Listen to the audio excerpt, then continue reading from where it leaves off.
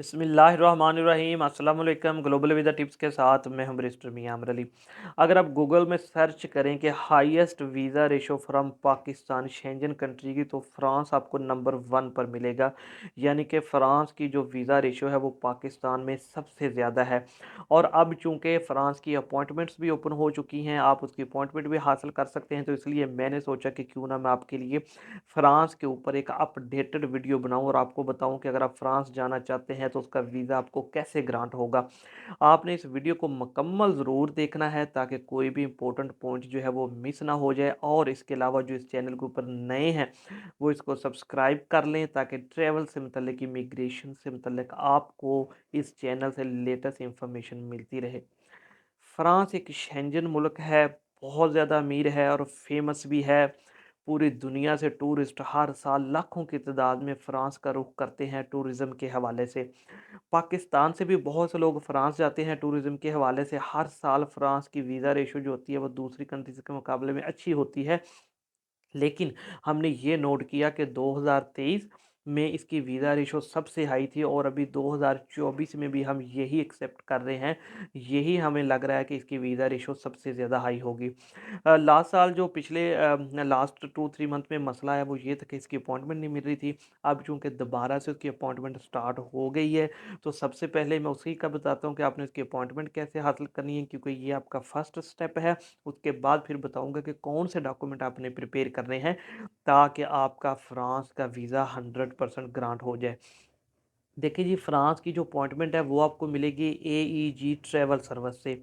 अब आपने AEG travel service कहाँ से फाइंड करनी है, देखिए उसका लिंक जो है वो मैं डिस्क्रिप्शन में जो है वो ऐड कर दूंगा।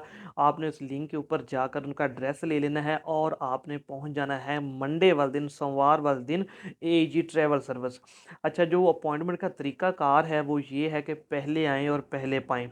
तो कुछ ही वो अपॉइंटमेंट्स देते हैं, ज़्यादा नहीं देते, तो इसलिए जो भी इनके सेंटर पर पहले पहुंचेगा उसको वो अपॉइंटमेंट्स जो वो मिल जाएंगे। और ये लिमिटेड सी होती हैं, इसी वजह से इनकी वीज़ा रेशो बहुत ज़्यादा हाई है, क्योंकि ये ज़्यादा वीज़े अप्लाई नहीं करवाते, बहुत कम अपॉइंटमेंट्स देते हैं ताकि कम वीज़े अप्लाई हों, इसी वजह से इनकी वीज़ा रेशो भी ज़्यादा है।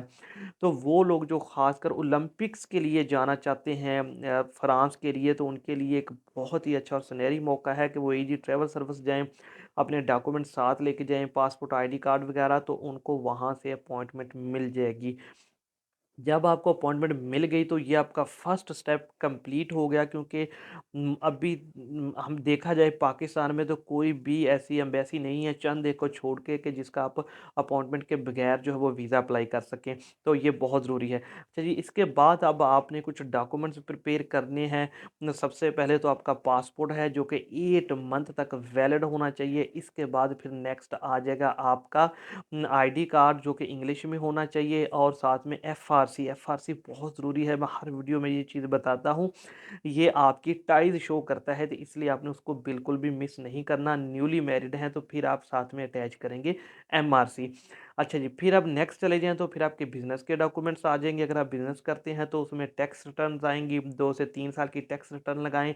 साथ में आपका एनटीएन नंबर आएगा और आपकी बिज़नेस की बैंक स्टेटमेंट आएगी। डेफ़िनेटली जब आप बिज़नेस करते हैं तो आपके पास बिज़नेस की बैंक स्टेटमेंट होनी चाहिए। अब जो मोस्ट पूछा जाने वाला सवाल कि जी बैलेंस कितना हो बैंक स्टेटमेंट में, तो बैलेंस जो है वो कम से कम थोड़े से थोड़ा, यानी कि अगर आप फ्रांस का वीज़ा अप्लाई कर रहे हैं तो आपके पास थोड़े से थोड़ा बैलेंस जो है वो 15 लाख तक होना चाहिए। इससे कम आपका बैलेंस नहीं होना चाहिए। अगर आप जॉब करते हैं तो आपकी सैलरी जो है 1 लाख प्लस हो, तभी फिर आप फ्रांस का वीज़ा अप्लाई करें। और साथ में पर्सनल एनटीएन लगाएं, या अगर आपकी पे स्लिप के ऊपर लिखा आ रहा है कि आपका टैक्स कंपनी पे कर रही है तो फिर आपको पर्सनल एनटीएन लगाने की ज़रूरत नहीं है। आप सिर्फ जो है वो सैलरी स्लिप्स और उसके साथ फिर आप जो है वो अपनी पर्सनल बैंक स्टेटमेंट अटैच करेंगे, तो इंशाल्लाह ताला आपका वीज़ा ग्रांट हो जाएगा।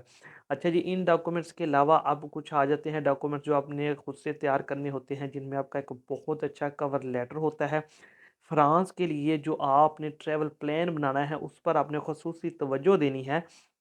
आपने उनको ब्रीफ करना है कि आपने कहाँ-कहाँ पर जाना है, और जो लोकेशन है उनकी आपने एड्रेसेस भी उनके जो एड्रेस होते हैं वो भी आपने शेयर करने हैं।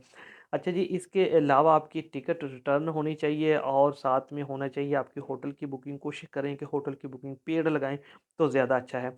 जब ये सारे डॉक्यूमेंट्स प्रिपेयर हो जाएँ तो इसके बाद कुछ एडिशनल डॉक्यूमेंट्स भी आप लगा सकते हैं, जिसमें आपके प्रॉपर्टी के डॉक्यूमेंट्स है, कार वगैरह है, वो भी लगा सकते हैं। अब आ जाते हैं कि वीज़ा आपने अप्लाई कैसे करना है। तो जो भी आपकी अपॉइंटमेंट की डेट है, उससे पहले आपने जाना है फ्रांस की जो ऑफ़िशियल वेबसाइट है, और जो वीज़ा अप्लाई कर वहाँ पर जाकर होना है, तो इसके लिए आपने सबसे पहले उनके फ़ॉरेन अफ़ेयर की वेबसाइट पे जाना है, जो कि हमेशा मैं कहता हूँ।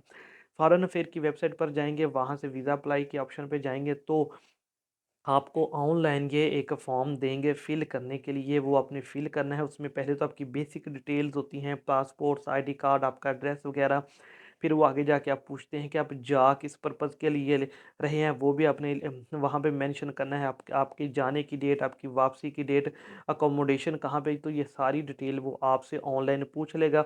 वो फॉर्म को आपने अच्छे तरीके से फिल कर लेना है। फिल करने के बाद आपने उसे डाउनलोड कर लेना है और वो भी अपने डॉक्यूमेंट्स के साथ रख लेना है। और जो भी आपकी डेट होगी अपॉइंटमेंट की, उस डेट में आपने जाके वीज़ा अप्लाई कर लेना है।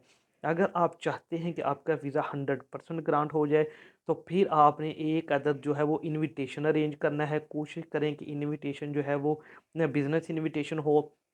लेकिन अगर आपको कहीं से बिज़नेस इनविटेशन नहीं मिलता, तो फिर जो है वो आप पर्सनल इनविटेशन भी ले सकते हैं। पर्सनल इनविटेशन पे भी फ्रांस जो है वो वीज़ा ग्रांट कर देता है। और क्योंकि वहाँ पे वो जो बंदा होता है वो वो वहाँ की इमिग्रेशन से अप्रूव होकर आता है, इस वजह से फिर उसके ऊपर भी आपका वीज़ा ग्रांट हो जाता है। अगर बात करें इनकी वीज़ा फ़ीस की, तो वीज़ा फ़ीस ऑलमोस्ट सभी शेंजन कंट्री की सेम है, जो कि 80 यूरो है। और जो प्रोसेसिंग टाइम है वो 3 से 4 वीक्स है। 3 से 4 वीक्स के अंदर फ्रांस आपको वीज़ा जो है वो इश्यू कर देता है। जब भी आपने वीज़ा अप्लाई करना है, तो अपना ड्यूरेशन फर्स्ट टाइम अगर अप्लाई कर रहे हैं तो 7 से 10 दिन के लिए रखें। और अगर आप बिज़नेसमैन हैं तो जा रहे हैं, तो आपने अपने कवर लेटर में ये बताना है कि जब आप जाएँगे तो फिर आप पीछे से आपका बिज़नेस जो है वो कौन देखेगा। अगर आप सैलरी पर्सन हैं तो फिर आप एक एनओसी लेंगे, जिसमें कंपनी ये मेंशन करेगी कि आप इतने दिन के लिए हॉलिडेज़ पर जा रहे हैं, तो वापस आकर आप अपनी जॉब जो है वो जॉइन कर लेंगे, ताकि अच्छे तरीके से उन्हें एक्सप्लेन कर सकें कि आपके जाने का पर्पज़ क्या है और आप वापसी किस लिए आएँगे। अब देखें, आजकल जो वीज़ा ग्रांट होते हैं या रिफ्यूज़ होते हैं, वो सिर्फ़ एक ही पॉइंट के गिर्द घूम रहे होते हैं। वो पॉइंट ये होता है, क्या आप अपना वीज़ा ख़त्म होने के ऊपर पाकिस्तान वापस आएँगे या नहीं आएँगे?